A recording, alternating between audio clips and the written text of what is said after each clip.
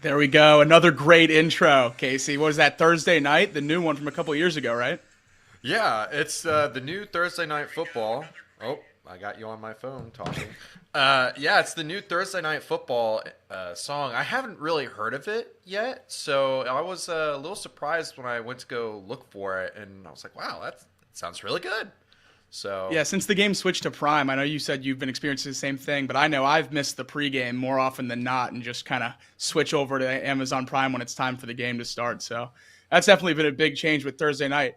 We got week 5 right around the corner, and we're going to kick this show off the same way we kick this show off every week with the recap, talking points, the Mac and JT rundown of what happened the week before.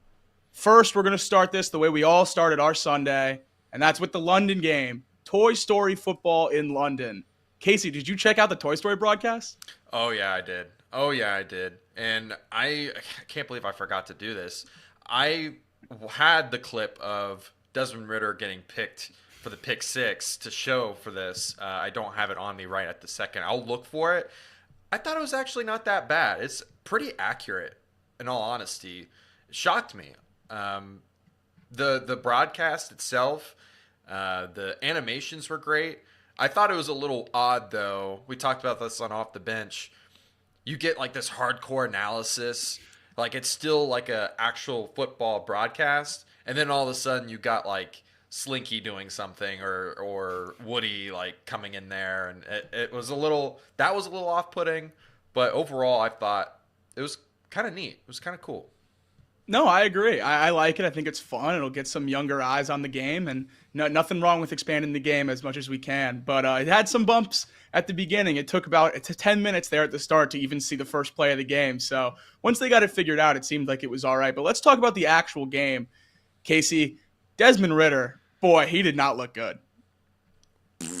Nope, he looked terrible. And again, the Falcons are putting him in a position to try to win ball games. Like they're trying to make him something that he's not. He's not going to be the reason you win ball games. He is going to be the reason you lose ball games. They gotta find ways to get Bijan Robinson the ball more if they want to continue to win ball games. And to be fair, it is like I said, Desmond Ritter's essentially his rookie season. The two picks back to back are just screaming rookie mistakes in my mind, but they were bad, Jacob. They were like basic bad play. So I'm a You're little absolutely worried. right. I'm a little nervous. Yeah, every time we talk about Desmond Ritter, we say that the Falcons have the blueprint in front of them to just let him manage the game. And at his young age, they're asking him to do way too much when they have good weapons they could just get the ball to.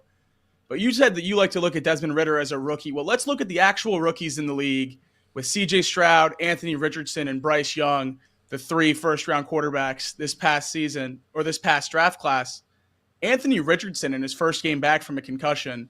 Wow, what a start to his young career. 4 rushing touchdowns in 3 games. He's top 20 in the league in QBR. He came back from all the way down. I believe it was 23 points to tie the game and force overtime against the Rams. Do you like what you've seen from Anthony Richardson so far? I do. And let me tell you, I was high on him his first week, his rookie season. I think we talked about this before on the show. Very high on him. And then it just never took off from there. He always had the potential to do what he's doing right now. And that's just play at a very high level. I'm just very surprised that it's kind of happening this early. I think Shane Steichen, you got to give him a lot of credit for developing this guy the way that he has. And then CJ Stroud. Can we talk about him for just a second? He torched the Steelers. I thought this would be the game where he finally looked like a rookie. Nope. Not even close, Jacob.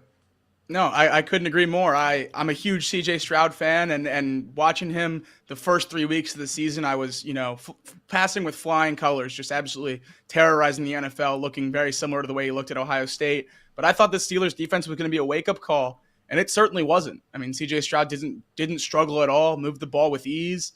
And CJ Stroud became the first rookie quarterback since the 1970 AFL-NFL merger with 3 straight 250-yard, 2-touchdown games without an interception. That's just an unbelievable stat. The efficiency that he's been able to produce with at the start of his young career and the ability to protect the ball has been great in a position where we were worried about the weapons around him. And he's made guys like Nico Collins and Tank Dell household names already just 4 weeks into the season. The guy that went ahead of both of them, my fellow member of the Crimson Tide, Bryce Young, the number 1 pick in this past draft, Casey, he seemed to struggle yet again. Yeah, and it's hard to tell because I don't know if I officially give the coaching staff my vote of confidence. I don't know what that offensive coordinator, if he's putting him in a good position. There's not very talented weapons there. Adam Thielen is okay, and so is Hayden Hurst. So I don't want to put too much judgment on Bryce Young. He's still a rookie. And we all know, guys like Peyton Manning who come out, struggle their rookie season, end up having magnificent careers. So I'm not going to dump Bryce Young just yet, but it's not looking good. His size is affecting him. It is. And he's getting bullied in the pocket. So that's got to change if he wants to continue to be an NFL quarterback. I couldn't agree more. I'm holding out faith in Bryce Young. His size didn't affect him at Alabama. He was able to terrorize college football. I think we're going to see something of that electric Bryce Young we all knew and expected to see at some point down the line. But the Panthers, man, just such a depleted offense. The O-line's been poor. There's not much you can expect him to do. In the NFC, there's been 3 teams that have clearly separated themselves at the top of the pack. Those 3 teams are also seemingly at the top of the entire NFL, and that's the Cowboys, the Eagles, and the 49ers. Those 3 teams just look absolutely unbelievable, and we're going to get to see 2 of them this week in our game of the week that we're going to get to a little bit later. But Casey, let's talk about the Cowboys. After week 1 and week 2, after week 1, I had said that I thought they were the Super Bowl favorites, and then they had a little hiccup in Arizona against the Cardinals. But boy, did they bounce back and looked like a real championship caliber team this week. Yeah, Jacob, they do look like a championship team. I'm gonna counterpoint to this and say the Giants, Jets, and Patriots have terrible offensive lines. Now you got to play who's on your schedule, and they've dominated those teams. To be fair, they've dominated them, but I want to see them in this test against the 49ers, who we'll talk about next. I mean, 49ers, like I said, they were my team that I think is going to win the NFC for sure. I mean, this team is just unfair. I think Brock Purdy is a better quarterback than most people think, and Ayuk has taken another step up. It looks like they've got 2 number 1 receivers out there, regardless of what the targets say or what they amount to. I think that's more just he's throwing to open guys, and he's making all the right decisions. And this offense is unbelievable, along with their defense. This game of the week between the 49ers and the Cowboys, it's going to be lights out on every single side of the ball. Yeah, just absolutely unbelievable. Hopefully going to get another Sunday night game like we had last week. And that Sunday night game was full of headlines between the Jets and the Chiefs. The NFL's infatuation with Taylor Swift is simply too much for me, Casey. I can't keep doing this. The Chiefs either need to get out of prime time or they need to stop showing her on the screen. The Instagram bio, the Twitter header, all of it's just too much for me. I can't keep taking it. How do you feel about the whole thing? I was lost in the sauce, and look what it made me do. I mean, come on, man. I think the infatuation with Taylor Swift, it'll eventually die down. I can't imagine that this will continue throughout the rest of the season, and let alone if they actually make it through the rest of the season. I mean, let's be real here. I mean, track records aren't great for both sides. So, yeah, but my biggest takeaway from that game was the team supporting Zach Wilson in a very it was really cool to see Zach Wilson being consoled by players after he made a giant mistake, after you could see in a view where he's pretty much mouthing like, I lost us this game. This was my fault. And all the players around him are giving him that vote of confidence. You just hope in the back of your mind, like maybe there is still a chance for him to resurrect something there. Maybe there's a chance that, he can salvage his career. And then the holding, the penalties, I mean, there's penalties every game, but they were really egregious this time. Very egregious. There were two especially that I know we've talked about as NFL fans to exhaustion over the last week, but the holding call on Sauce Gardner there at the end of the game, look, if you're going to slow it down and go frame by frame, you could find a hold on almost every passing play of every NFL game. So, of course, when you're slowing it down on Twitter in super slow-mo, that's going to look like a hold. But the level of contact that they had set that to be allowed in that game so far was well beyond that. There were calls far more egregious than that went uncalled throughout the course of that game that would allow a cornerback as smart as Sauce to think, hey, I can play a little bit more physical. I can get my arms up there and start wrapping around a little bit as long as I let him go and don't impede the break. You know, I have a hard time with umpires and referees alike that change their criteria throughout the game, and that seems like what I saw on Sunday night. And the hold on Jermaine Johnson at the end of the game on the Patrick Mahomes scramble, I mean, it doesn't get much worse than that. You see a full jersey pulled out from his shirt, and I think it's the time to ask, with the slide right before the goal line, a clear missed call on the hold, does Vegas have their hands in this? We heard that there was a heavy handle on the Chiefs at -9.5, and they would have covered with a touchdown there. I don't know. It seems like there might be some rigging involved in that game on Sunday night, Casey. Yeah, poor Elliott. He was on the Chiefs there. I mean, you do what you do to win football games. I don't believe that Vegas had anything to do with it in the back of their minds. It does kind of stink that he's been on the side of both because, you know, he had Sean McVay cover a couple, actually last week. Yeah, it was last week against the Bengals. He covered. So he's been burnt both ways. Stinks for Elliott. But you know who also just kind of stinks? The Giants. I mean, that they are pitiful, Jacob. Absolutely pitiful. 2 games in a row giving up 9 and 10 sacks. Well, not in a row, but you get my point. 9 and 10 sacks in the first 4 weeks. Not to mention that they gave up 5 and then 4 the other 2 weeks. This is record pace, dude. Bad. And the 10 should have been 11. They took one away at the end because Daniel Jones somehow got back to the line of scrimmage. So I don't know what you can do as a Giants fan to up your spirits here. You know, look, you come out week 1 after a very exciting year last year and you get shut out against the Cowboys. And then you're like, all right, we're going to turn it around. And now you really should be winless without a miracle comeback in Arizona. I'm really worried about this Giants team. I think it's going to get really, really dark before this season ends. And the one good thing that they have going for them is that Daniel Jones' contract, you can get out after 2 years. No money on the books after 2 years, so $40 million. And if that contract keeps looking like it does right now, they'll certainly be out of there after 2 years. Yeah, for sure. And there's some other good takeaways. You know, Seattle, they had a really good game on defense. I think it says more about the Giants' offense and the offensive line in all honesty, but 10 sacks is 10 sacks. I mean, that's pretty darn good. And I was really hoping for a primetime Geno Smith to just go ball out so I could talk about him, but of course, no, that didn't happen. Of course that didn't happen. He gets hurt. Comes back in, but it didn't look the same. So, is what it is. Jacob, I think that is the fastest we ever done a NFL recap. I want to say 14 minutes. I'm going to call it 14-minute recap. That's an improvement from 30 minutes last That's week. good stuff So, right there, Casey. That's good stuff right there. Let's get right into our first game. Our first game being the Jags versus the Bills. Back across the pond where we were last week. Different stadium. And one different team. The other is the exact same. Crazy. Do you know if they stayed there? They did. There's actually a funny story about that. So the Jaguars stayed at one of the NFL-sanctioned team hotels this last week for their game against the Falcons. Well, there was a scheduling mishap, and that hotel was booked to the Bills for this week.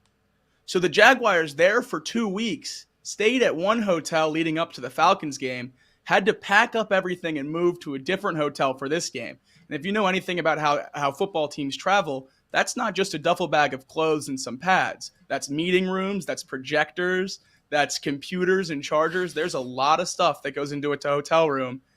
I think that's going to play a factor in this game. The Jaguars planning on sitting at home, being able to relax while the Bills are traveling across the pond, but instead they have to change everything up that they had just now gotten comfortable to.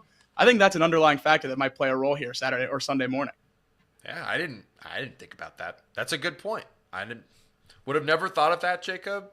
Um, that is a slight advantage to them, and the fact that they stayed there, to me, like, now their bodies are used to the time change, like rhythmically, like they're fine, right? So that is a slight advantage, and they're going to need all the advantages they need, because I think this Bills team is just absolutely just electric. But we're going to talk about the Jags first. Um, Jags offense, what are we thinking right now? Because they look nothing like we thought they were going to. They're not scoring a whole lot. Some of the guys are disappearing. You have Calvin Ridley here, kind of a no-show the last 3 weeks. What are your thoughts right now? On paper, I love the Jaguars offense. I love Trevor Lawrence. I love what Travis Etienne can do out of the backfield. I think Calvin Ridley and Evan Ingram provide a great receiving duo. I think the Jaguars offense should be in the tops of the league, but it's not. Calvin Ridley, after 8 catches and 101 yards and a touchdown in his debut with the Jaguars, he's had 7 catches for 110 yards and a touchdown in the 3 weeks since combined. Combined. They're just not throwing the ball to the number one receiver that they went out and got. Last year, when Calvin Ridley was suspended for his gambling, the Jaguars sat at home and they said, look, what can we do to make Trevor Lawrence's next step a little bit easier? They said, we got to go out and get a true number one. Zay Jones and Christian Kirk aren't going to cut it. Well, they went out and got Calvin Ridley, and now they refuse to use him. They also went out and extended Evan Ingram, and they refused to use him. Season low 5 targets in week 1. Those have been creeping up. He's up to 6 and 7 catches these last 3 weeks. But that's just not enough in my eyes. I think those are 2 guys that you need to run the offense through, especially the passing attack. I think that's the answer to the Jaguars' struggles is Calvin Ridley and Evan Ingram, and they just seem to refuse to use those guys. Yeah, they need to take a page out of the Bengals of 2021 and see what they did to get T involved, Tyler Boyd, Jamar Chase. Like, they need to just do a better job at spreading the love around, getting those guys targets that they should. Because I think, like you said, they're both really talented players. Evan Ingram, especially for me, is very underrated. A top 5 tight end. He has some work to do on offense. Doug Peterson, I should say, has some work to do on offense. What's crazy, though, is I was just looking right before we were talking about the Jags offense. Trevor Lawrence is right now on PFF a top 3 rated quarterback, and he's not really, like, stats-wise, it's not great. I mean, 4 touchdowns, 2 interceptions, 945 yards, but he's got tied for the most big-time throws in the league. Second, tied for second behind Tua, but still, like, efficiently wise, he's doing great. So it's more of a matter of can those weapons do something? Can those weapons get involved and help out on the offense? I totally agree, and I think Trevor Lawrence is a victim of the eye test a lot of times. He's a very efficient quarterback who makes a lot of smart plays, but not many of them are flashy. Without using Evan Ingram or without using Calvin Ridley, there's no real downfield threats there unless you really want to put your faith in Christian Kirk being that guy. So it's all check downs and across the middle, and that's why he's been so efficient and really been great this year on those big-time throw rates, those PFF stats. But when you look at the normal box score numbers, he just hasn't been performing to the level that we expected of a guy that Colin Cowherd said was going to lead his team to the number 1 seed in the AFC. Yeah, and usually those types of performances are backed up by almost MVP type caliber performances. Just saying, it doesn't look like that is happening currently. But time will tell. I think they'll eventually get a hold of themselves. They played Chiefs, who were pretty good on defense. They were down some linemen. I think they'll get back to where they need to be here soon. Just really quickly, yes, I know my background is pretty tired. My wife is going to put up some interesting stuff at some point to make it a little bit more interesting to look at. Feel free to comment what I should put up on there. I'm all ears for different suggestions. To the Jags defense we go. Josh Allen, a difference maker. You have it written down right here. That, to me, is the only pass rusher on this Jags defense that's getting any type of pressure. And I don't know if it's by design. I haven't really looked deep into it just yet, but I would have imagined Travion Walker to do more than what he's doing currently. Like right now, he's putting up like Sam Hubbard type performances where like he's really efficient in the run game, getting a sack every once in a while. Thoughts on Travion Walker? Trayvon Walker's been a good player, and that gets wrapped up in the fact that he was the number one pick. He hasn't been number one pick good, and that's okay. Like, he's been a top level run defender on the defensive line. He struggled to get the sack production, but Trayvon Walker's fighting an uphill battle anyway, because the Jags fell in love with his measurables and his combine. Well, looks like Aiden Hutchinson, the guy that went number 2, is a true all-around stud. So Trayvon Walker is going to be compared to him for the entirety of his career. I don't think Trayvon Walker is ever going to be what Aiden Hutchinson has already shown to be in the NFL. So I think he's going to have a rough go of it for the rest of his career, just constantly being looked down upon. Yeah. Just to let you know, Reed says loves the show. And that oh nope, that's Sir Boy. He says that he misses Reed. Anyways, yeah, I think the biggest thing for me about this defense, and you have it written down here, the secondary, we had questions about it, and they played very well the past 4 weeks. Darius Williams with the pick 6, and of course that's Desmond Ridder. But before that, he was playing pretty well. Tyson Campbell, great CB1.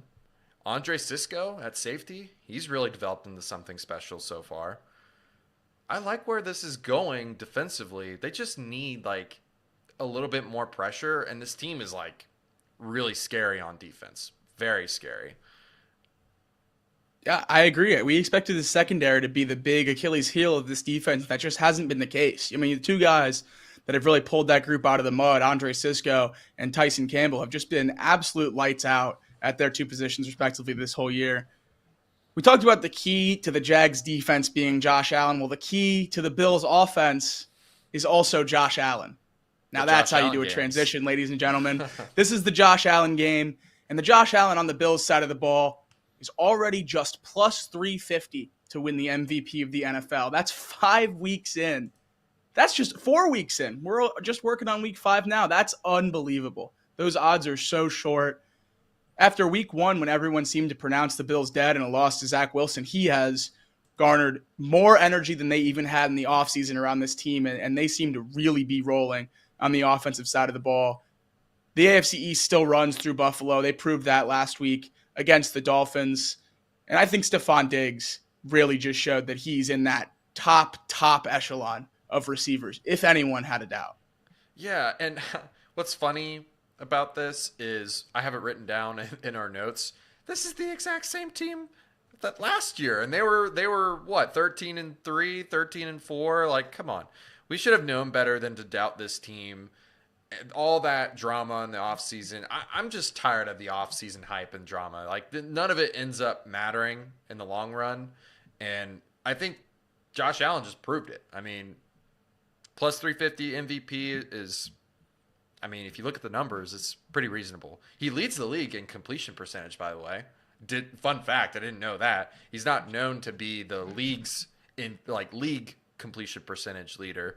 So that was interesting. And not to mention too, like, I think there's a new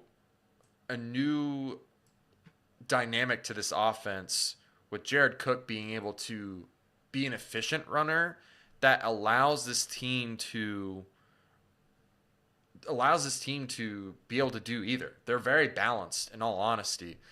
And yeah, Stephon Diggs is dominant, but Gabriel Davis, he's a home run threat. And 3 weeks in a row, he scored a touchdown. He's been good enough to be their number 2. I mean, it's borderline 2 or 3, but yeah, I mean, this team is really good on offense. Really good on offense. And when Josh Allen is firing on all cylinders, he deserves to be an MVP candidate. 100%. The issue a lot of people had with the Bills offense for the last couple of years when they were continuing to try to get over that hump in the AFC was they didn't have a consistent run game with Devin Singletary leading the backfield. Well, now with James Cook's emergence and the 1-2 punch of Damian Harris and Latavius Murray at running back 2, The Bills' offense looks like a completely different animal, and they're just absolutely rolling. Let's turn our focus to the Bills' defense, who has also just exceeded expectations this year. With Von Miller out, no one expected that pass rush to keep up, and it's been great to start this year so far. Yeah, the defensive line, Jacob, like they've got some guys like Ed Oliver, Gregory Rousseau. Like they're not elite by any stretch, but they're like above average. All of them play above average football, and it's good enough to be one of the better pass rushing teams in the NFL, which is just crazy to me. And I don't know if it's necessarily maybe like it could be scheme. Like I haven't looked deep into it, but they have a lot of light boxes. Matt Milano can control the light boxes. He's really, really good linebacker. And when Von Miller comes back, man, this team is going to be really scary again. I mean, can we imagine just for a second how different of a ball game it is last year against the Bengals if Von Miller's in that football game? I'm just saying, I'm nervous about the league if Von Miller comes back to what we know Von Miller to be, a all-pro type edge rusher. Again, with this Bills defense the way it is right now, I mean, that's just a cherry on top and will, dominate. Yeah, teams. absolutely. If Von Miller can return to that all-pro form, that's really scary. But he is getting up there in age. And with injuries like this, you never know how guys are going to come back, when that time comes and they finish their rehab. And that'll be a great boost no matter what he is, because even if he's just a shell of his former self's a Hall of Famer. So he'll still make a difference. But there was a bigger loss for the Bills defense this weekend, and it was Tre'Davious White. Tre'Davious White tore his Achilles. He's going to be out for the rest of the year. I just feel bad for him, man. Tre'Davious White seems to continuously get hurt, season-ending injuries year after year. I just can't figure out what it is, because when he's on the field, he's lights out and he plays great, and then everything just seems to go to complete crap at some point in the year for him. And the Bills defense as a whole, they're just always riddled with injuries, and it seems to start here early in the year. Yeah, it's very, very strange that he just always ends up on the injury report, and most of the time he's out for significant time. Like, can we just get you some milk, brother? Like, come on, just heal those bones up, do something. I don't know what he's doing. He's probably working too hard to get back, and then just hurts himself again. But it is all seriousness. It is a shame. I've never actually seen Tre'Davious White play, like sat down and just watched him play at a high level yet, and that makes me sad. I want to see him play at a high level. It's a shame that he out. You say he was out for the season? Yeah, Torn Achilles. He's done for the year. And with him out, and we heard in training camp that they were looking to move on from Kaiir Elam, their rookie first-round corner from a couple of years ago. Well, that's certainly not in the cards anymore. He's going to have to step in and play a really big role in that defense, and a lot of weight is going to fall on Jordan Poyer and Micah Hyde, the two veteran safeties of that defense.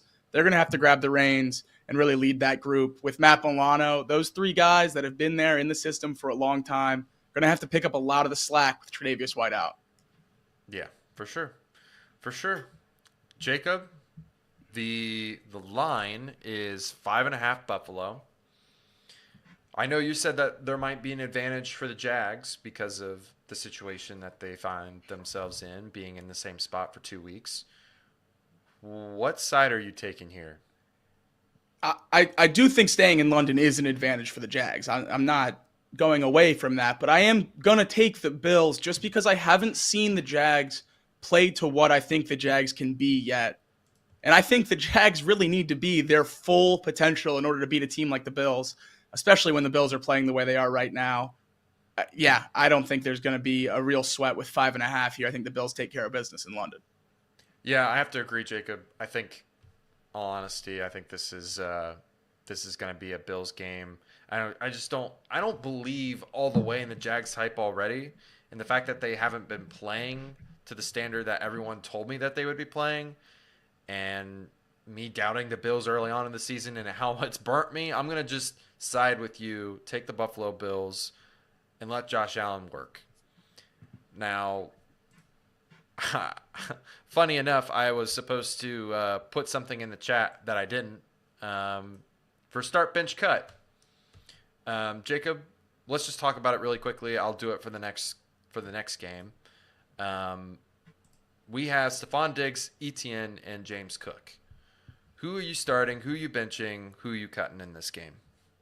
This seems like a running back question because you're clearly starting Stephon Diggs with the amount of targets he's been getting and just a clean, 10 target game. He's a 12-point floor. I think Stephon Diggs is just a set up and forget it kind of guy. Between the other two, I lean Travis Etienne just because of what I said earlier about the Jags' inability to get Calvin Ridley and Evan Ingram going. Travis Etienne has planted his flag as a top 10 running back in fantasy so far this year.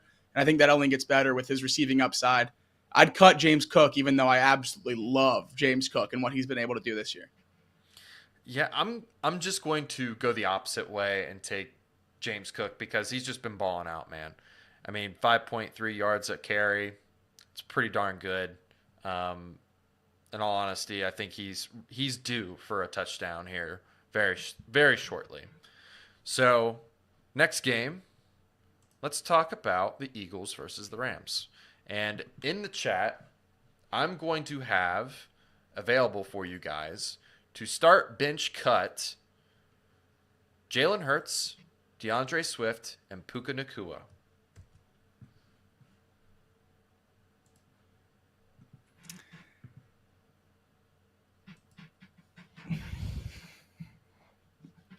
I think Jalen Hurts, clearly, obviously, with the one quarterback in this situation, you're playing Jalen Hurts. And then the DeAndre Swift situation is always interesting to me coming into a week. You never know what to do with him because of the bodies that the Eagles have in that backfield. Kenneth Gainwell, Boston Scott sticks his head in every now and then. But it seems like over the last couple of weeks, DeAndre Swift has really taken a stranglehold of that offense. He's cemented himself as the running back one, nearly doubling up Kenneth Gainwell's carries last week. I know Kenneth Gainwell's coming off an injury, but with over 100 yards in the last 2 weeks on the ground, I think I'm hard-pressed to find a way that the Eagles give the ball to anyone else on a consistent basis other than DeAndre Swift. So I'm going to bench DeAndre Swift. And then Puka Nacua scares me, man. Those targets are high. The catches are high. He finally got in the end zone last week. Cooper Kupp was just activated that opened up that 21-day window to return from IR. I really wonder if those two guys can be both productive on the same field since they're both such receptions-driven receivers. Yeah, I'd probably cut Puka Nacua if I'm being completely honest, even though he's been so unbelievable to start this year. Yeah, I mean, I'm probably going to start. I'm starting Puka.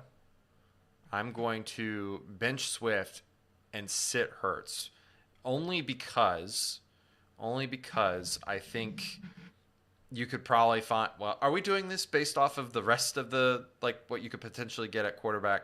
No, we're just doing it for the game, right? Yeah. If we're just doing it for the game, I'm going to start Hurts.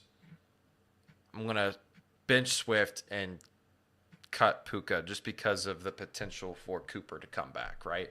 If Cooper Kupp doesn't come back, then I'm starting He Puka. won't. Not this week. He's not coming back this week. They just opened the 3-week window for him to return. Gotcha. All right, I'm changing it again. I'm going to have Puka start. I'm going to have Jalen Hurts sit. I'm going to cut DeAndre Swift. Soreboy Wonder throws a great name in the chat. Kyron Williams. Kyron Williams has been great since he took over in week 2 for Cam Akers. Cam Akers really struggled in week 1, 20 carries for just about 20 yards. And the Rams said, we'll see you later. We have this kid from Notre Dame who's going to come in and he's going to take the ball. Kyron Williams, since he took over as the leading rusher for that Rams offense, has been absolutely great and really opened it up. It seems like Stafford is much more comfortable back there and able to find a lot of receivers and really dole the ball out. But we found a new issue with the Rams offense last week, and it seemed like they got complacent. The Rams got up 23. The Colts started rolling back, and the Rams didn't do anything. The Rams didn't score again until they had a touchdown to win the game in overtime. I can't believe it. I mean, a team with Matthew Stafford at quarterback and how consistent Puka Nacua has been, you're not going to score a single point while the other team is roaring all the way back. That really scares me about this Rams offense. I thought they had more fight in them than that. Yeah. It's really hard to gauge what this Rams team is because of just how up and down they've been this season. The Colts defense is pretty darn good. I don't know. They're probably not going to be world beaters, right? But in the end, they won the ball game, right? Like Stafford got the job done. Cooper Kupp coming back here soon. Like I'm not going to hit the panic button just yet.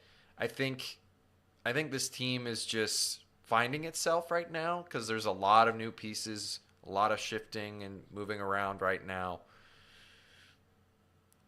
I'm going to say that Puka and Coop, those two are going to end up fixing what's wrong with this Rams offense at the current moment because I feel like Puka is a solid borderline 1, probably a 2, just in terms of physique and whatnot. I think Cooper, bona fide number 1 receiver. You get those two playing together, I think this offense unlocks a new key, which then in turn, I think you don't see them go 23 unanswered points. I think that adds another just level to this team. What is more concerning is their defense giving up 23 in a row.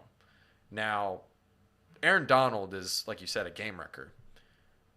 But everyone else, like, there's no one else getting pressure. It's just Donald. And everyone's played average. No one's been below average, but that doesn't necessarily mean that it's going to get them over the hump, right? Like, this team just seems like they're one really big, like, 40-point game away, right? It seems like this defense could give up a 40-point game, and it seems like maybe they won't. Like, it's just very unknown right now. That's what I would say. Yeah, if you go back to our week 1 episode talking about the Rams and what to expect from their defense going into the start of the year, we said, look, it's Aaron Donald and a bunch of names that you're not going to recognize. And what has it been so far? It's been Aaron Donald, and it's been a bunch of names that you can't recognize. And they've been playing pretty well. They're right in the middle of the league in total defense, which, in all honesty, is way above the expectations anyone had for the Rams defense that lost so many people in the offseason. I'm really impressed with what this Rams defense has done this year. Even though it hasn't been all that pretty, these nobodies being able to pull out a fairly respectable defense this year has been really impressive to me. Yeah, it's been surprising, to say the least. I mean, pretty sure we all thought that this team would be below average in terms of, win-loss. But they've answered the call. They've done enough to get them to be able to win ball games. I mean, they're pretty close, in all honesty, in beating the Bengals. They're one reverse call away on the Tutu Atwell from winning that ball game. So, yeah, I mean, this team is pretty darn good for all things that we expected them to be. Now, they have a big test this week, though. Yeah, very big. The Eagles, on the other hand, they have just like every unit has taken a small step back, is what it feels like. The Eagles' offense just isn't the same as what it was last year, not nearly as efficient.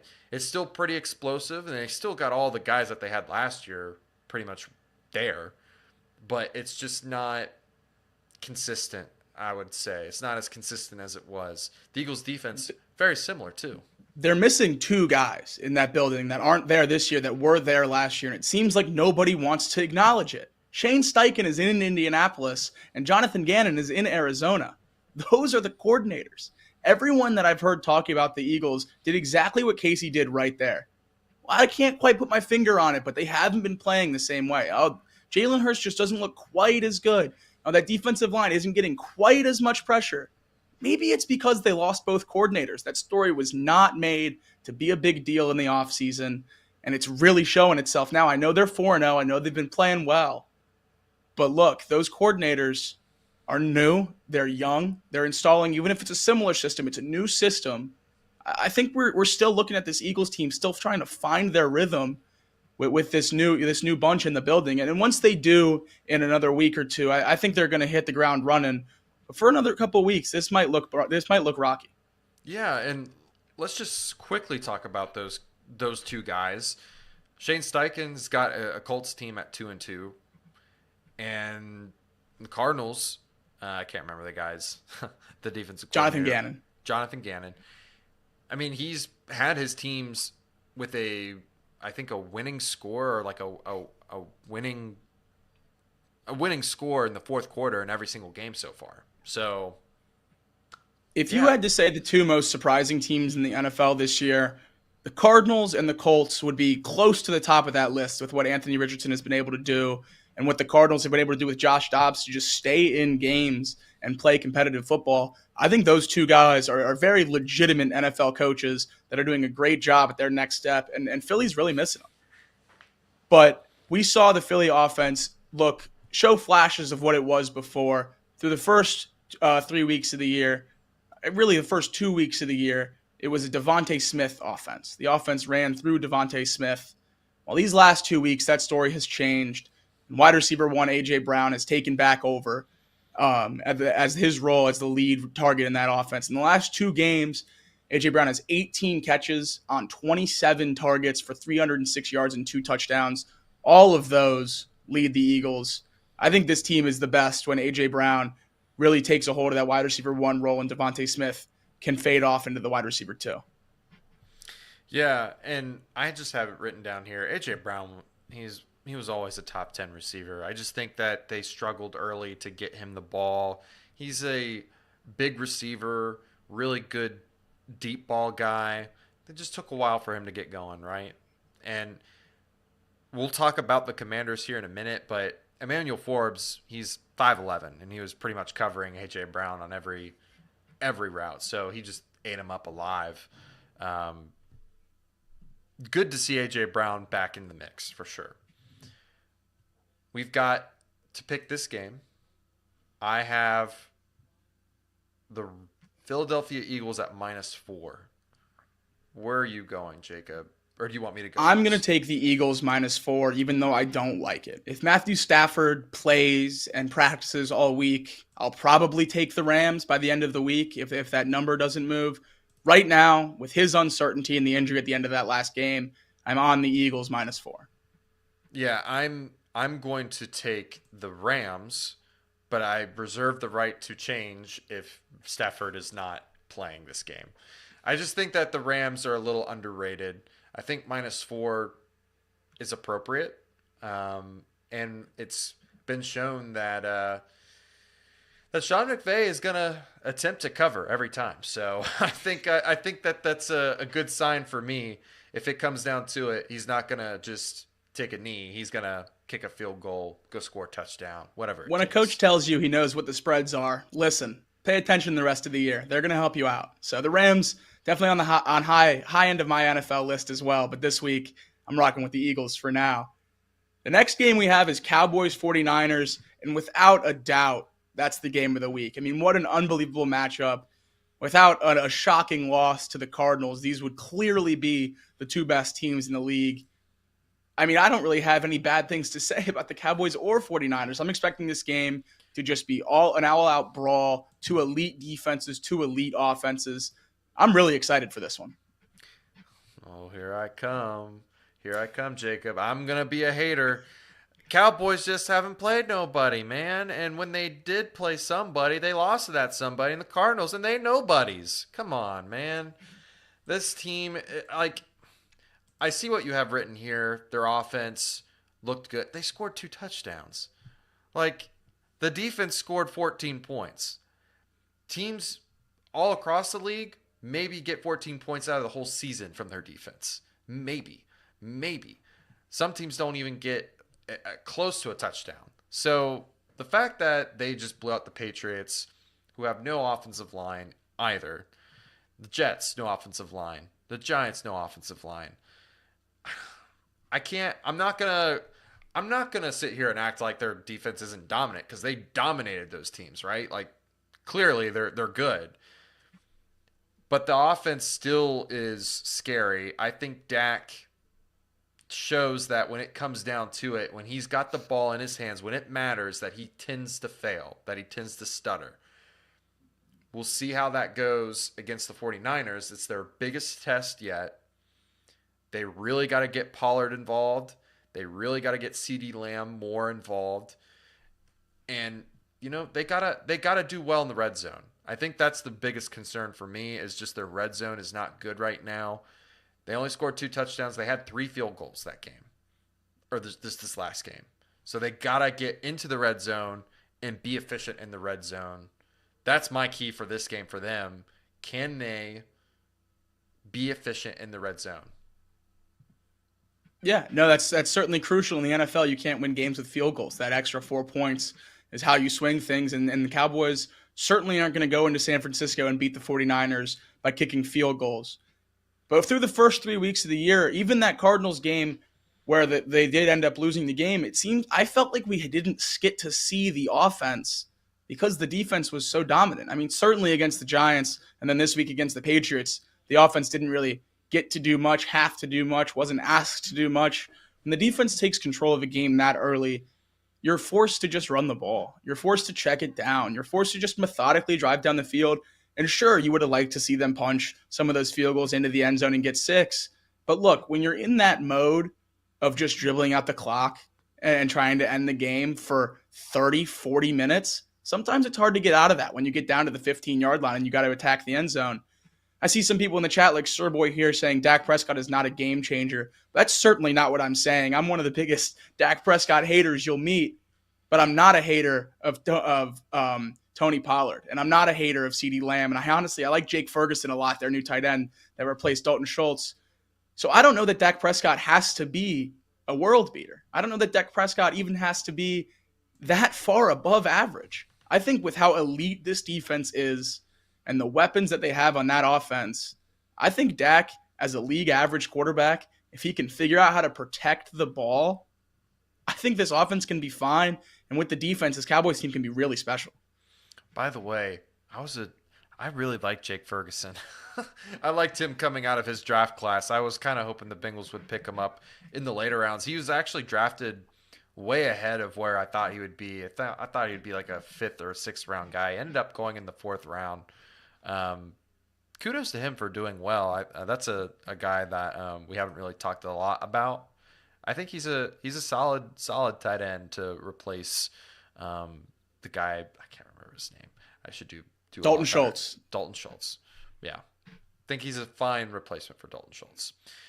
But let's talk about the 49ers, who I deem to be the most unfair team in the NFL this season. My NFC favorites until proven otherwise. You have here CMC is on an unbelievable pace. Yeah, my man. I mean, closing in on 2,000 rushing yards, nearly 600 receiving yards, and almost 30 touchdowns as of current pace. Let's just call it the quarterback award if we're saying anyone else is the favorite. That's Christian McCaffrey has been the most valuable player of the league so far. And without him, I don't think this Niners offense is nearly as dominant as it has been. I mean, he's just everywhere all the time. Anytime Brock Purdy's in trouble, he throws the ball, and who's right there? It falls right in CMC's lap. I mean, it's unbelievable how aware he is, how he finds the holes in zones. I like to be a contrarian, and when someone is so good and everyone loves them, I like to push back, find something to hate on. Now, look, I'm not even going to try to do that with Christian McCaffrey. I just absolutely love watching him. What he does with the ball in his hands is unbelievable, and what he's been able to do through the first 4 weeks of this season to start this year has been nothing short of spectacular. Yeah, and I have written here, the numbers you just listed are LaDainian Tomlinson type numbers, and I'm pretty sure he won MVP that season. I'm almost certain that he won MVP that season. So if he doesn't win, if he is on pace and he gets anywhere, like even if he got like 1,600 rushing yards and 400 receiving yards, I still think that would be worthy. Like that's above and beyond anything that's currently going on right now in the NFL. The other factor of that is the quarterback play in the league this year has not been good. Josh Allen for 3 weeks has really strung together some great play, and Mahomes here and there, but no quarterback's been lighting the world on fire. I think absolutely this is a year where we should really start looking at other positions and get them back in the mix for the MVP. Yeah, 100%. I agree with that 100%. And the other weapon that's really emerged on that 49ers team, Ayuk, you have him as maybe a receiver one. Yes, he is a receiver one No. until otherwise, because teams right now are not respecting him as a true number one threat. That's why he's just going off on these teams. As soon as they start to blanket cover him, shade the safety over, man, that offense is going to unlock a new level, because right now Debo and Kittle, they're hardly getting any targets. I mean, they're the main threats right now. They're the main threats of that offense. And boy, I mean, Purdy is just going to get the guy that's open every time. It just feels like that every time. And as soon as they start doing that, Jacob, I have a feeling that this team is just going to go to a whole new other level. We'll see where it ends up, because, like I said, I deem them the most unfair team this season. I believe Brock Purdy was like 20 of 21 or something like that this last week, which is just absolutely ridiculous. This team has a big test. I don't think they've really played anybody as well significant to the defense that the Cowboys have. So it'll be a big test for them. But will it matter when it's the 49ers defense that I find the most unfair out of the whole team? I mean, that group is just on a whole nother level, dude. Yeah, no, the defense is great. But before we get over there, you're exactly right with Brandon Ayuk. Until defenses start shading over to his side, he's going to continue to eat. We watched him do it at Arizona State when he was the only weapon on that team. He just dominated statistically.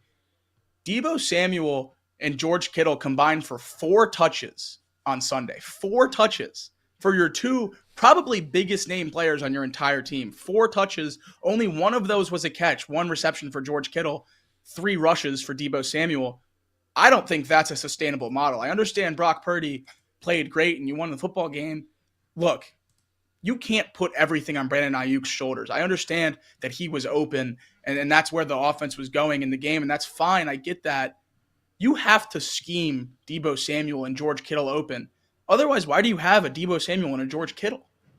Yeah, and Debo seems to be like the most schemable weapon probably in the NFL, because he can run the ball too. Like, he's 210, 215, 6 foot. He's basically a running back, right? You can put him in the backfield. You can motion him. You can probably run jet sweep. Well, you can run jet sweep. You can run all sorts of things with him. And yeah, I'd have to agree with you. That might have to change. It might be a little harder for Kittle to be schemed up unless it's like screens. I don't know. It's kind of tough as a tight end. You're either forced to go in the slot or in line, and I don't know. I'm not an offensive genius. It just seemed like that would be a little difficult for him to do that with Kittle. But yeah, I mean, this is going to be just an awesome game. I mean, I hope it's going to be an awesome game. I hope no one just absolutely just stinks, because that would stink. But Cowboys 49ers last year was a low scoring affair. The total today is 45. I know we don't usually pick totals, but my gut tells me that this is going to be an under. I don't like betting against these weapons. I understand both defenses are unbelievable, but when I sit down and I watch a game with Christian McCaffrey, Tony Pollard, CeeDee Lamb, Brandon Ayuk, Deebo Samuel, I want to root for some points, Casey. I'm not going to sit there and root for punts and root for defense. Where's the fun in that?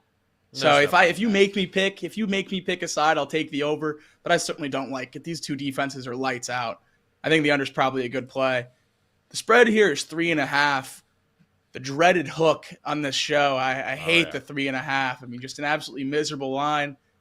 I'm going to go with the 49ers. Usually I would take the spread, take the plus points, but I saw it in the chat a little bit earlier today. Derby stardom. I think McCaffrey and Bosa would be too much for Dallas, and I couldn't agree more. I expect this Niners defense to get pressure on Dak, turn him over more than once, and I really just don't think the Dallas defense is going to be able to match that against the weapons on the San Francisco offense. Yeah, I mean, you already know. I deem them the most unfair team in the NFL this year, and I'm going to stick with that. 3.5.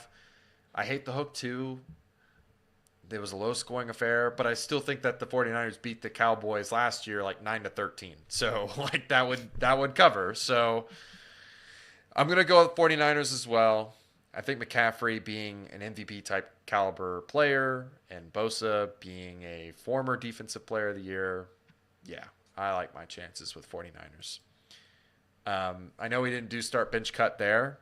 Do we want to quickly do that with the chat? We've got Ayuk, Debo, and Pollard. Brandon Ayuk, Debo Samuel, and Tony Pollard. Start bench cut. For me, I'm starting Ayuk because until otherwise, he's been lights out. And it was, I think, an injury that took him out of one game that he had a really bad fantasy week. But other than that, he's been balling out. I'm probably going to start Pollard and sit Debo. The until he proves me wrong method is flawless, and it's probably the right way to go. I'm cutting Brandon Ayuk. I just don't think Brandon Ayuk can keep this up. I love Debo Samuel. I love what Debo Samuel can do in that offense. I love what Kyle Shanahan's brain goes to when he looks at Debo Samuel on the sideline and he starts freaking out and mad scientists cooking up ways to get him the ball. I think we're going to see that soon. We haven't seen Debo Samuel get 3 touches in a game in quite some time. I think he's going to have a big day today or on Sunday. And against a defense like the Cowboys, you're going to have to scheme guys open, and it's pretty easy to scheme a guy like Debo Samuel open. I'm starting Debo, I'm benching Pollard, and I'm cutting Brandon Ayuk. Fair enough. I've got Mark Fetter saying that he's going to go with Casey's picks because he can't spell those names. Fair enough. Those are pretty hard names to spell. Just reading some of the chat really quickly. Derby Stardom, you already mentioned that. Yeah, McCaffrey and Bosa will be too much for Dallas. I think we both agree with that. Blaney would be a perfect DC for the Cowboys. Yeah, if you want to get cooked up, yeah, I think Blaney would be great. Hopefully there's no stairs in the facility. I hope not. Hope not for Blaney's sake. And just really quickly, let's just address Sir Boy Wonder. He wants to know our thoughts on CJ Stroud and whether or not he's a true MVP candidate. He's Rookie of the Year candidate in my eyes. He's played that well so far. I know we kind of touched on it at the beginning of the show, but dude, he's lights out. He's electric, man. I think he's gonna change that organization at this rate that he's going. I couldn't be happier in CJ Stroud. It's what I was telling everyone down here who were trying to convince me that Bryce Young was much, much better. It's what I was telling them all of draft season. No, CJ Stroud is the quarterback one of this draft class. And he's proven it through 4 weeks. He's been absolutely unbelievable, breaking records all over the place. The other great thing is I have an extra name in my pocket now that's better than Geno Smith. CJ Stroud already, just 4 games into his career, ahead of Geno Smith in nearly all categories to start this season. So that's just another name to push Casey's lovely number 7 down for my lovely number 7. So CJ Stroud, 1 notch ahead of Geno Smith on the list for me. You know what sucks is that the game that he went out on last week is going to be the sole reason he does not make the top 10 in stats. I just know it. I just know it in the back of my mind that that's going to be the one thing that's going to cause him to not make it into the top 10. Let's move on to Packers versus Raiders. This is an interesting matchup, to say the least, because I think all year round, I accidentally did not put I have Lions there and not Raiders. I'll fix that. The Raiders to me are the most up and down organization team that just I don't know what to make of them. And the Packers seem like they're up and coming. I like what I see with Jordan Love. I know he had a really rough week against the Lions, but offensive line wasn't healthy. They just got Christian Watson and Aaron Jones back. They're getting their feet wet. What are your thoughts on the Packers right now? I really like the Packers. And now that might not be an answer for this season, but I really like what the Packers are doing. Look, David Bakhtiari's still not playing. I know they've touched on his potential retirement after this season, but they're banged up on the offensive line. They were missing Elton Jenkins as well. That's the whole left side of your offensive line with a first-year quarterback depleted weapons without Christian Watson and Aaron Jones until this last week. And they've been able to stay afloat. And the Packers have been more than a competitive team. I'm really happy with what I've seen from the Packers this season. And with Christian Watson and Aaron Jones coming back and making a difference in their first game, you got to think they're going to start to get healthy on other sides of the ball, on other places around the ball. I really think this Packers offense is going to be great because Christian Watson and Romeo Doubs figured out how to play receiver in the NFL with Aaron Rodgers last year. I think those two guys are a great buffer for Jordan Love to really ease him into this offense and let him see how things go. And then the emergence of Jaden Reed, the rookie receiver out of Michigan State. I mean, what an unbelievable couple games it's been for him. Over the last 2 games after starting slow out of the gate, he's over 20 yards per catch in those last 2 games. Just another great deep threat for this Packers team. I really like this Packers offense. Now, if they don't take care of this Raiders defense, we'll have a little bit of some more questions to ask. But I expect a good game this weekend from the Packers. I'm really high on this team. Yeah, I mean, I think they've got plenty of weapons. I'm just nervous about the offensive line. I didn't get to check to see if they were getting healthy or not. Did you give an update on Bakhtiari at all? He's out. Bakhtiari is out for the year, and I know he's contemplating retirement on whether or not to come back next year, which is the final year of his deal. I don't know whether Elton Jenkins is going to come back or not this week. I know they were looking at starting his practice time on Monday, but I haven't had a chance to check that yet. Yeah, that's so tough for your quarterback to be down both tackles. Like, that's going to be tough for them the whole year. And plus, they go against a defensive end that's pretty underrated and Max Crosby this week. I think that they've got the positional players to beat the corners and the safeties. And, I think they've got that taken care of. I'm just worried about the upfront stuff because it looked really bad against the Lions. And I don't trust the Lions defensive front. And they also just have a guy like Aiden Hutchinson, a lot like Max Crosby, who's just going to – it just screams to me panic button. I'm not going to hit it yet because I want to see them play the Raiders. And like I said, I don't trust the Raiders either because of how up and down they are. This is going to be a big week for both teams because I think the Raiders' season's in jeopardy if they don't get a win here. I think the Packers' season's in jeopardy if they don't get a win here. So it's going to be a battle to extend someone's season to be relevant. For me, the Raiders offense should be a lot better than what it is. Josh Jacobs looked really good, just like you have written down here. 139 total yards on 25 touches and 1 touchdown. Devontae, he's still a really good receiver. You're a fan of Aiden O'Connell, is that? Big time AOC fan on the show. If you know anything about me, Jacob Tizzett, you know that I am a big fan of AOC. AOC was great, when he was younger, when he was at Purdue, just really threw that thing around the field in the Big Ten, which you don't see a whole lot. Guys that come through the Big Ten and aren't productive quarterbacks don't usually work out in the NFL. But look, Aiden O'Connell, his processing speed and the ability to read a defense showed in the preseason. I know on this show we don't like to put a lot of weight in the preseason with guys like Kenny Pickett going out there tearing it up and then just stinking in the regular season. But look, Aiden O'Connell's a rookie, and that's all we saw from him, and he looked really good taking a step up in competition. If Jimmy Garoppolo has to miss more time with this concussion, which it sounds like he might, I would love to see Aiden O'Connell really get the reins of this Raiders team and just really spread it out and let it go. I just can't believe you have written down there. I'm an AOC fan because at first I was like, this is the most random thing ever. And then I looked it up. I'm like, okay, Aiden O'Connell. Yeah, that makes sense. The Raiders defense, you have written here, an okay group, bottled up Chargers. Like I said, I think it was maybe 2 weeks ago when we covered the Raiders. They are so up and down, like you just never know what they're going to do.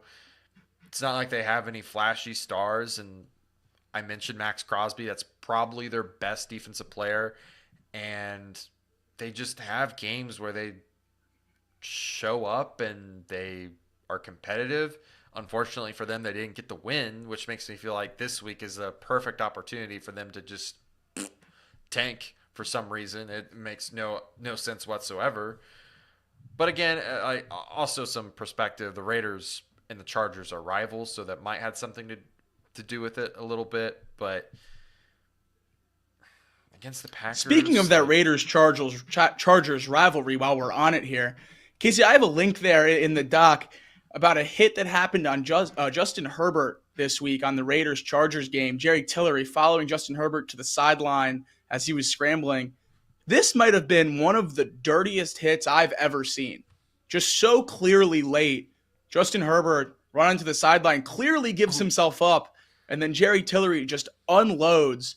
And if you have any questions about how the Chargers locker room feels about Justin Herbert, there's your answer right there. There's 53 men on an NFL game day roster. There's well over 53 guys right there around Jerry Tillery ready to go to war for their quarterback. I don't know what you saw on the field from Justin Herbert on Sunday. From me, it was a guy playing through a broken finger. But that right there, that's a quarterback that I love. That showed me a lot. Yeah, not only that, where are the Raiders teammates at? Like, there's only 2 or 3 there, and then you get 4 or 5. Where's the rest of the team at? Come on, there's a hilarious clip that I could not find before the show of a back angle from the end zone of all that going down. Max Crosby walks away. Max Crosby watches the play. He puts his hands up as if to say, what are we doing? And then he turns around and walks away. I think that hit was so clearly late and so clearly dirty that even the Raiders players were like, all right, Jerry Tillery, take what's coming to you, because we didn't tell you to do that. That's not what this team's about. So you got to take what you're getting. Fair enough. I just found it a little funny. I was just like, man, there's no one there to back him up. That's not usually what happens in a rivalry game. But yeah, you're right. That was probably the latest hit I've seen in a long time. And looks like the Chargers, they all love Justin Herbert. That's a good thing. Let's see here. Let's pull up the... Oh, I didn't change the graphic while we were talking. Oops. The spread, though, is -1. -1. Packers are favored. Yep. And look, we touched on it earlier with Josh Jacobs bouncing back for the first time this year last week with 140 yards on 25 carries. Look at what the Packers defense just allowed to a guy who's much less electric with the ball in his hands than David Montgomery. Over 30 carries, over 100 yards, and 3 touchdowns. He wasn't getting turned away at all. I love the Raiders +2. I think Josh Jacobs is going to go to town on the interior of that Packers defense. I like the Packers offense. I think this is going to be a very exciting game, but I think the Raiders just get it done. It's pretty much a pick 'em. Like I said, the Raiders are so up and down. I want to pick the Packers. But from what I saw against the Chargers, it makes me want to pick the Raiders. I'm gonna pick the Raiders and just cross my fingers that they don't let me down this week. I won't be surprised if they do and the Packers end up just whooping their butt. But hey, that's what you sign up for if you're betting on Raiders football, in all honesty. Last game and the Thursday night football game, so we've got some betting to talk about. Bears versus Commanders. We got a barn burner on Thursday night. We talk about 2 great teams, 2 elite quarterbacks. I mean, what more could you want in a primetime game? I mean, are we kidding? Bears, Commanders on Thursday night football. I don't think anyone's surprised that these 2 teams are not going to be fun to watch tonight. I get with the Jets and the Chiefs, you have the injury to Aaron Rodgers. That game should have been great. These are the ones that I just don't understand. I mean, how do you schedule these 2 teams to play on a Thursday night in front of the whole country when you could have just pushed them back in the season to give us that flexibility? I mean, I can't believe it. The only reason I'm excited for this game is because I'm a listener of Pardon My Take, Big Cat Bears fan, PFT Commanders fan. You know that's going to be an interesting one to watch. But other than that, just nothing to look forward to. The Bears offense showed flashes last week. Honestly, for about 40 minutes of a 60-minute game, they looked really good. Justin Fields, the best game of his NFL career by far, 300 passing yards. I really wanted to sit here and say, look, Justin Fields is figuring it out. This Bears offense is turning a corner. But I have it written right there, Casey. I don't think they're figuring anything out. I think it was just the Broncos. I don't think you can really say anything. We watched what the Dolphins did to that Broncos team, just completely dismantling them in Miami, and then they go up to Buffalo and lose by 20. I don't expect the Bears to look much different than the first 3 weeks. I think playing against the Broncos is an anomaly that'll make anyone look pretty good. And as much as it pains me to say it, I still don't think Justin Fields is the guy. Yeah, I mean, to put it in perspective, they were winning the ball game 14-28. They punt. The subsequent touchdown happens for the Broncos. It's 21-28. Justin Fields has the ball, and he's in control of this game. The Bears are in control of this game, and he has a terrible, terrible fumble. Ends up going for 6, and now the game is tied 28-28. You drive down 57 yards. You're in field goal territory. You try to go for the win instead of the field goal. That is a turnover on downs.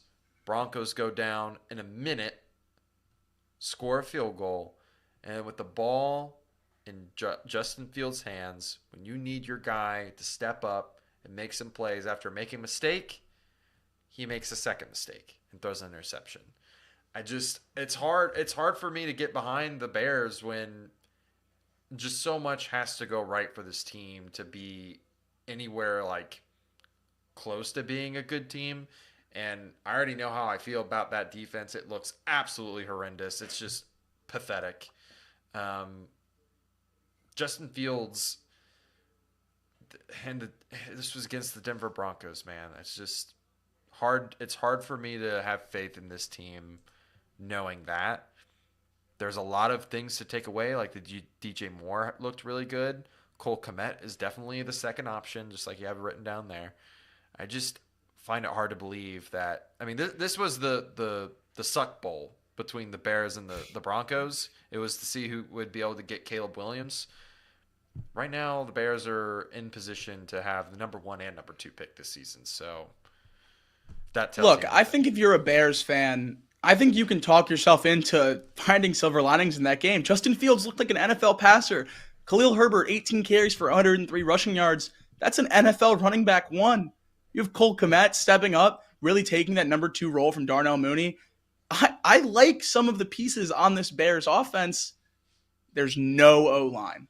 There's zero O-line, no protection for Justin Fields. Luke Getsy's play calling has been questionable at best. I think there's a lot of external factors that are really, really hurting the Bears on offense this season. I refuse to put it all on Justin Fields' shoulders, but I do not think it's going to get better there with the current regime and current quarterback. There needs to be a change of scenery, maybe for both. But on the defensive side of the ball, you said it perfectly. I mean, what an abysmal bunch of players and coaches. I mean, you go out and you hire a defensive head coach, which is, in my opinion, a death sentence to your NFL team at this point in the NFL. You go out and hire a defensive head coach, and your defense is still the worst part of your team, much less when your offense is this bad. You're not even willing to kick a field goal and give the ball back to your defense because you don't trust your defense. You think Russell Wilson and the Broncos are going to go all the way down the field and score a touchdown and you're going to lose the game. I just can't believe that people are going to put weight on anyone's shoulders other than Matt Eberflus for what has happened in Chicago and what he's done on the defensive side of the ball there. I know the defensive coordinator had one of the weirdest stories ever happen with an FBI entanglement at the facility, and then he was let go, and that whole thing was bizarre.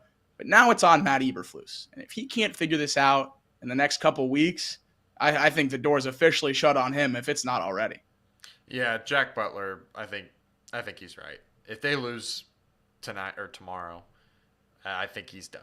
And unfortunately, there's just some I shouldn't say quarterbacks. I think there's lots of players in the NFL that get stuck in an organization that they just can't get out of, and it just ruins them that ruins their potential. They never grow, and they get stuck in habits that are really bad. And I think that's where currently Justin Fields sits.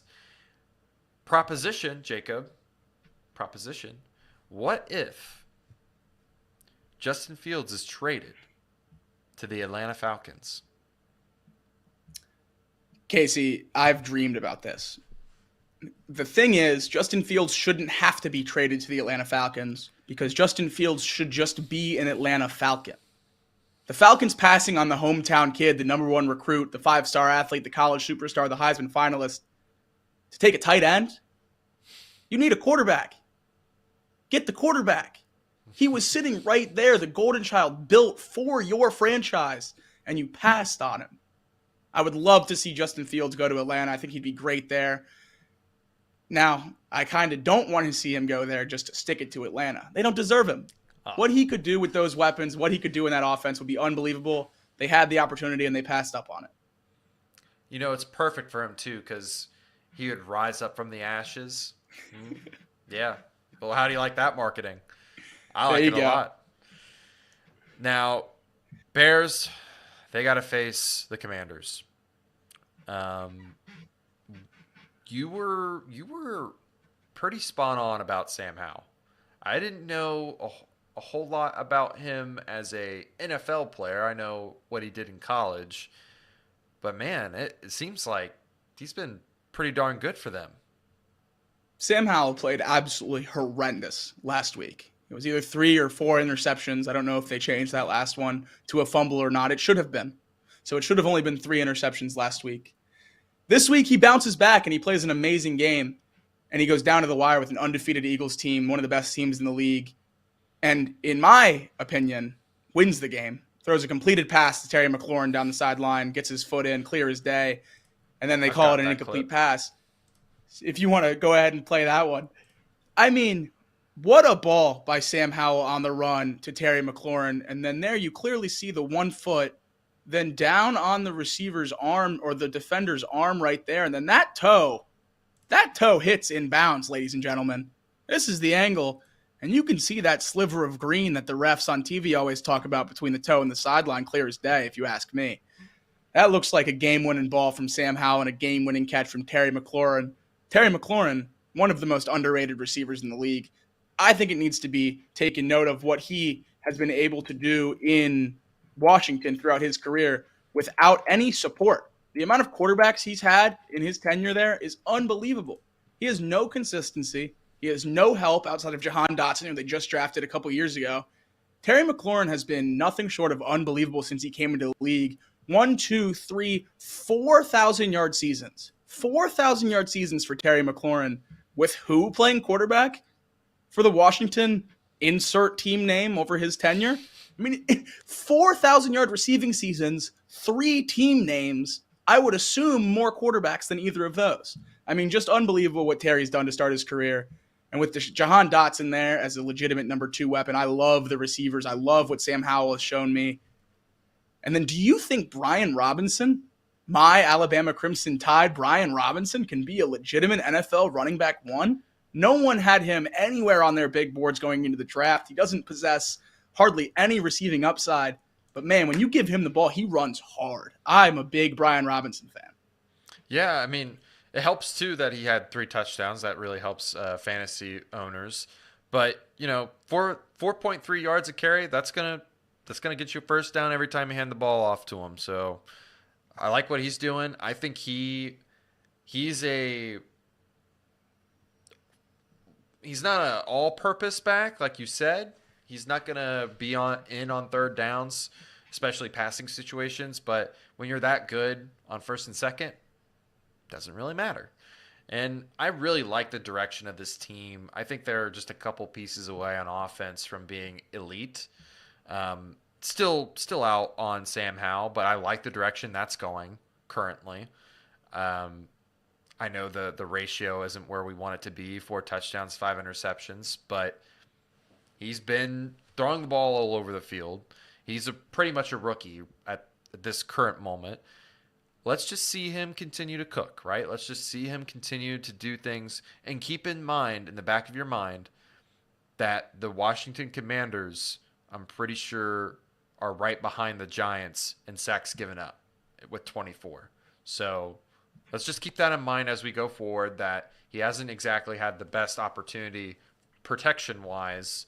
And that's not always an excuse, but I think that is, in this case, a pretty darn good one. Now, the defense, it's not back to where it was a couple years ago, where it was just dominant, but the pass rush, it's been very solid. Chase Young, Deron Payne, Montez Sweat all have 2 or more sacks this season. They're pretty darn good. Yeah, no, I totally agree. But in 2020, we were looking at this Washington Commanders, Washington football team then, Washington defense as the next juggernaut group of young superstars in the league. Well, they're finally just getting back to relevant. They're now a defense that we're willing to talk about again in a positive light, which is so upsetting with a team with just so much young talent like Chase Young and Montez Sweat on the edges. If they can get healthy, I still think this is a terrifying defense who can really figure it out. And you talked about their rookie this year, Emmanuel Forbes, having a rough weekend this last weekend against A.J. Brown. Some of that might be youth. Some of that might be the size difference. But look, you knew what Emmanuel Forbes was going to be when he came into the league. He was going to be the Trayvon Diggs level corner where he's going to make mistakes. He's going to have the games where he gives up 200 receiving yards and 2 touchdowns. He's also going to have the games with 3 picks. And I think we're just waiting on that with Emmanuel Forbes. And we know it took a couple years with Trayvon Diggs, and I keep going back to Trayvon Diggs because that was the comparison I had for Emmanuel Forbes the entirety of the draft process. I think Emmanuel Forbes is going to figure it out, and he's just going to be a great corner in this league. I think he's going to be just fine, even though he had a rocky start to the start of the season. Yeah, I mean, it helps that the surrounding cast for him has been doing well. Like, I wish I would have put it in here on the doc, but they've got the other side. That corner's doing well. The safeties are doing well. I think he's just, like you said, it's rookie mistakes, right? And it's just him being a rookie. That'll all get worked out. The kinks will get worked out. I have a lot of faith in Jack Del Rio getting some of that worked out. I mean, he took a Jalen Ramsey and that secondary to another level in Jacksonville. See him work his magic here in Washington. What are your thoughts on this game? Because for me, I want to really this is the game I want to say that the Bears get a sneaky win just because of how poor the Commanders' offensive line has played. But at the same time, I also know how bad the Bears are. So it's been really tough for me to decide which way or the other in terms of picking against the spread here. -5.5 seems like a little much. I'm gonna pick Bears just to be a little different, and I think we saw a lot from Justin Fields kind of emerging or waking up. So I'm gonna take the Bears and hope that maybe they can spark some of that magic again. I was really on the fence here for this game. Like you said, 5.5 points is just so much wiggle room for two teams that I really don't believe in putting a consistent product on the field. The smart play there would be to take the Bears with the +5 like you did, but I think I'm going to rock with the quarterback I trust more. I'm going to take Sam Howell. I think he gets it done at home on primetime, and he shows his biggest hater, Casey McAllister, that he's a legitimate quarterback in the NFL. The day where if Sam Howell carves up 350 yards, 3 touchdowns tomorrow night on Thursday Night Football, the Sam Howell-Geno Smith debate on this show is going to be generational content. I mean, generational content between those two guys if Sam Howell can get himself into that conversation, because I'll cherry pick as many stats as I need to get my guy above. Golly. It doesn't help that he just was hurt this last week or just this last Monday. I would hate to have that conversation, so I'm going to have to pray that doesn't happen, because Geno Smith is a top 10 quarterback. He's just not been in the greatest situations yet this season. I mean, he had 2 really, really awesome games, but 2 really bad ones. So, that pretty much concludes all of our... Casey, that's Thursday Night Football. We got picks to give. Yeah, we've got picks to give. There's a prop bet that I love on Thursday Night Football. It's real juicy. Oh? Cole Kmet so far this year has had 44 yards, 38 yards, his season low 2 receptions, 22 yards, and 85 yards. His line, +105 to clear 35 receiving yards on the Betfred Sportsbook. Plus That would be 35? his season low outside of the one game against Kansas City where he left in the second quarter with an injury. 35 yards for Cole Kmet, plus 105 on the Betfred Sportsbook, and boy, I love it. That is one I really like too. Man, I like that a lot. Um, for me, I think I'm going to be also looking at receiving props. And for me, I'm going to take DJ Moore, and I'm going to take the 50 plus yards. I just think if Emmanuel Forbes is going to be asked to go up against DJ Moore, I think that they can take advantage of that. I think 50 is reasonable. It's minus 115. And maybe that's too much when you consider 35 plus yards for Cole Kmet and 50 plus for DJ Moore. But I just feel like 50 plus for DJ Moore is a little low, considering Wouldn't that. parlay those. Just take the one you like better. 80 yards on 2 receivers for Justin Fields. I love the guy, but let's not bank on him throwing 250. I like both those props an awful lot, but take whichever one you like better. Leave the other one alone. I know the chat has a whole lot of Justin Fields fans, people not liking my Commanders pick. Well, there's another bet out there, Justin Fields plus 850 to score a touchdown. If that Bears offense is going to be rolling the way it seems like many of you expect them to, I think Justin Fields is going to have to run the ball, and he's certainly going to have to score for them to win this football game. If you're taking the Bears plus 5.5, there's a much easier way to get that, and that's just Justin Fields plus 850 to score a touchdown. That's fair. It's a good one. So this concludes the written part of our show. Do we want to leave it up for the chat? Does anyone want to say anything in the chat, talk about anything before we get off on the show today? And before we close off and before we read what's in the chat, Jacob, how was your weekend? I didn't even ask you at the top of the show. Casey, my weekend was great. No complaints. Ohio State was off, so I didn't have to stress about my Buckeyes. Yeah. Alabama returned to form on Saturday, took care of business in Starkville. I'm excited for my college football season. I like to do this show about the NFL, and then I like to put it out of my mind with the way the Bengals are playing. I just don't like to think about it. So Sunday was rough, but the weekend was good. How about you? The Bengals just really disappointed me, man. There's a reason we're not even really talking about it today. We just both feel like there's so much unknown.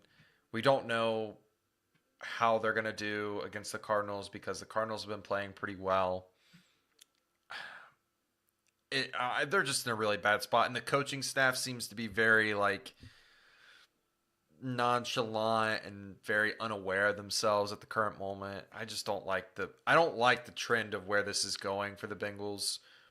We're not going to spend too much time on it. I know some of you might be disappointed in that, but we're a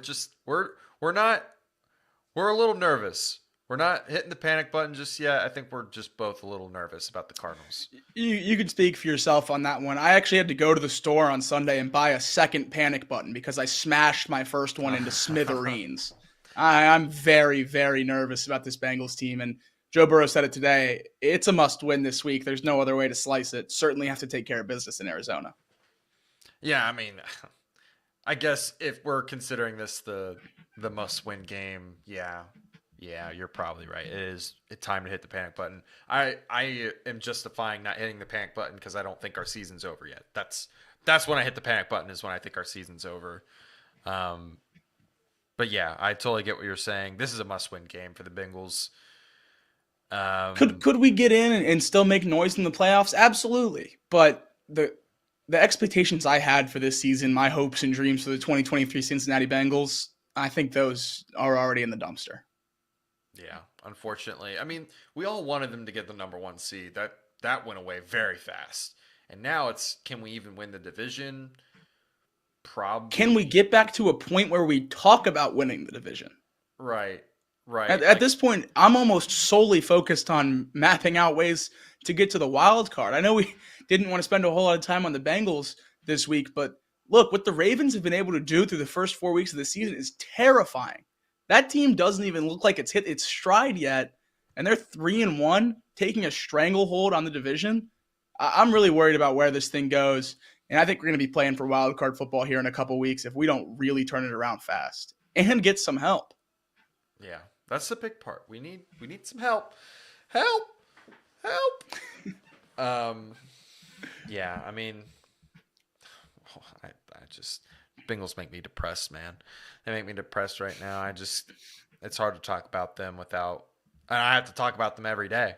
I got to do this every day, and I got to go up against someone that thinks that Jake Browning is going to win football games every day. But, you know, it is what it is. Bengals, hopefully they bounce back. Oh, no, don't do that. Don't do that. I do. Look, I've been watching off the bench here and there. I know Trace's take on benching uninjured Joe Burrow. Look, I agree with Trace. And I don't think it's Jake Browning. I think it's A.J. McCarron. But I think the backups give us a better chance to win with the current version of Joe Burrow walking out there. A.J. McCarron's fine. I would be okay with A.J. McCarron. It's the fact that he wants Jake Browning to start, and a guy who never watched the preseason and watched Jake Browning play in the preseason is trying to tell me that he can win ball games. Jake Browning is very bad. Joe Burrow has also been very bad. Well, yeah, but you're not going to win. Here's the argument is, yeah, you could put Jake Browning in there, but you're going to get the same results as if Joe Burrow were in there. Whereas A.J. McCarron might actually provide something more right now. That's where I'm at. I could see that. Do you think they would consider playing A.J. McCarron once he figures out the system? Where do the Bengals have to fall to bench Joe Burrow? Is it losing both of these into the bye? 1 and 5? Is it splitting these 2 and 4 going into the bye? You know, I think they have to be like pretty much mathematically eliminated. Like I literally think that they will play Joe Burrow until it's mathematically impossible to make it to the playoffs. Is that crazy of me to think? I mean, like No.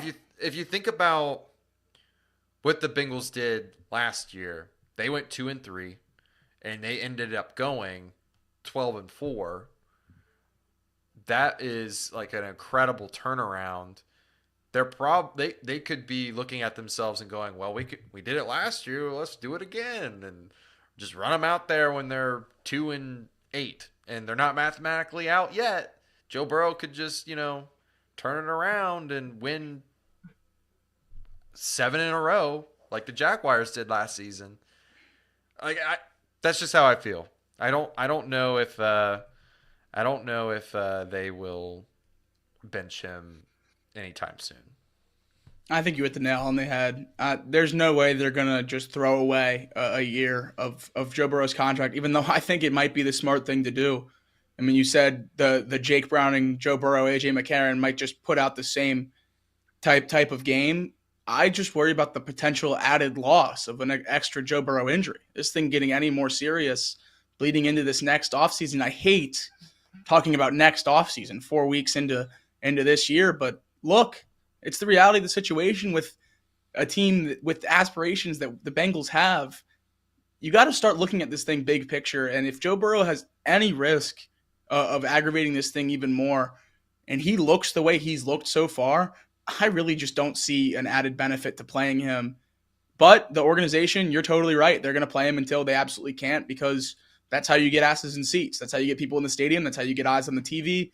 I know if Joe Burrow's not, well, that's not true. I was going to say I wasn't going to watch the Bengals if Joe Burrow doesn't play, but don't lie. That would be a bold-faced lie We'd both into watch. this camera. No, you're absolutely right. I've watched a lot worse than what this team would look like without Joe Burrow being a Bengals fan for 20 years. But yeah, I just really hope that this doesn't come back to bite us with him getting hurt worse in the next couple of weeks. Yeah, and the other thing too that I won't go deep into this. I don't know if you want to go deep into this before we wrap up the show.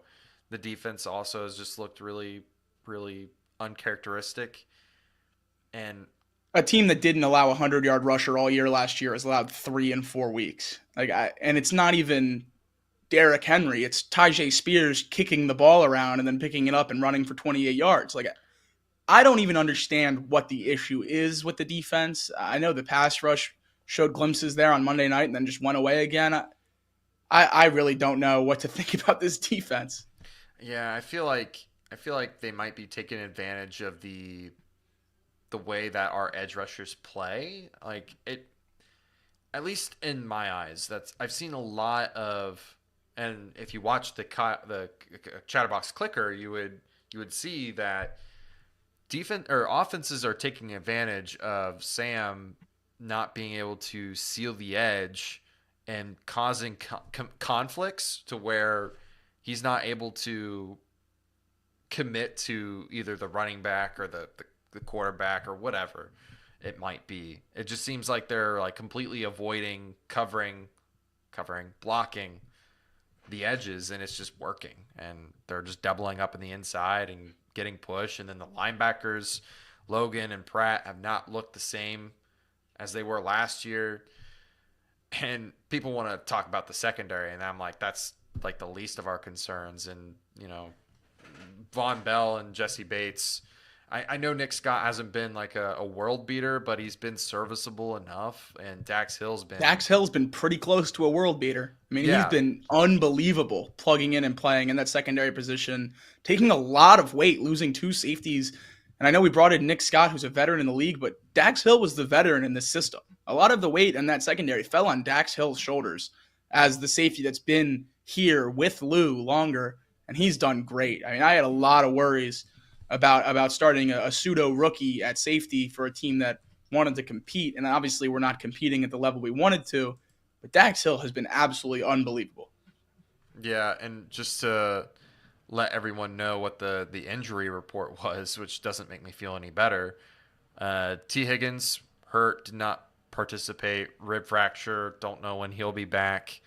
Cam Taylor-Britt, concussion, did not participate in today's practice. Orlando Brown Jr., a groin injury, limited in practice. That just shot a hole right through my heart hearing that news, because groin injuries linger. And we already know. Also, as one of the only bright spots, if you can even call him a bright spot, on an abysmal offensive line.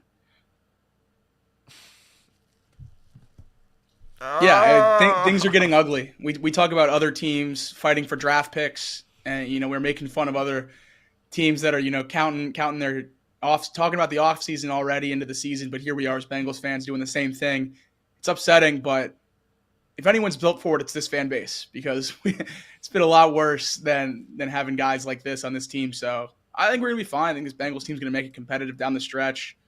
I just think it's tough when you know that this is a smart fan base. Like, Bengals fans know what's going on here. This window is not open forever.